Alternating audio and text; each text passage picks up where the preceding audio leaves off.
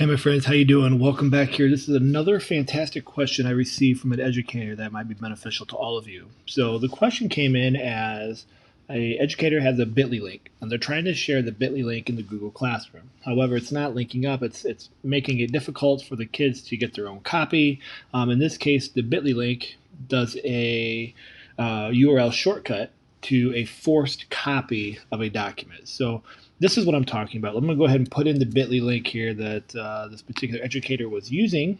Okay, so I'm going to go ahead and enter the bitl.y link that was provided so you can see this. And it takes us here where it creates that forced copy. Now, if the student opened that in the Google Classroom, it's going to make that in their drive. We want to bypass that. So as a teacher, I'm going to go ahead and hit make a copy. You've already done this because you've already looked at the document to know that that's what you need for your students in the classroom. So here is my version as the educator of this document. And so what I can do is I can go in, I can rename this. In this case, I just wanted to say, self-esteem Christmas tree. There we go. I've got it open. I'm ready to go. Now,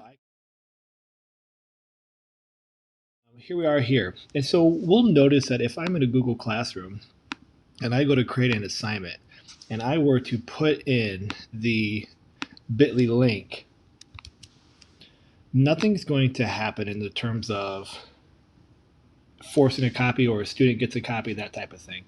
It'll open up for the student and it'll take them just like we would see as an educator to this page where it's going to get this screen for a student where it's going to make a copy and it's going to place it in their Google Drive.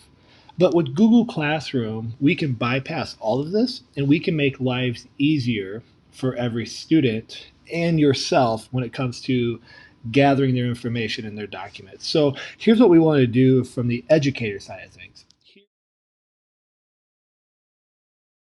I'm going to go back to my classroom. So where we were before, where I put in the bitl.y link, where their kids are going to have to click on that, and then it forces a copy. We don't want that.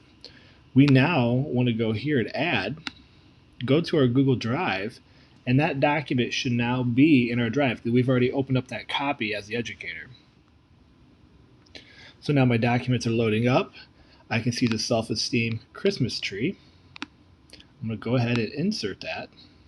I now have my options here like we normally have in our Google Classroom, where now if I want every student to have a copy.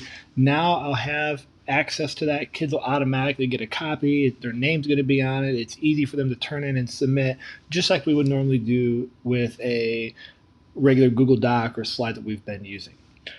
So to reiterate, you're going to open up the bitl.y link yourself as an educator.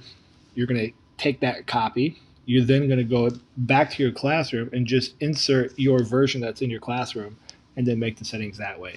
Bypass the bitl.y link altogether in terms of sharing that for your students. Avoid lots of confusion, gets the same result, but keeps everything in the same ecosystem that you've been using to make your life easier. I hope this helps. If you have any questions, feel free to reach out. And until next time, my friends, remember, stay awesome. Peace.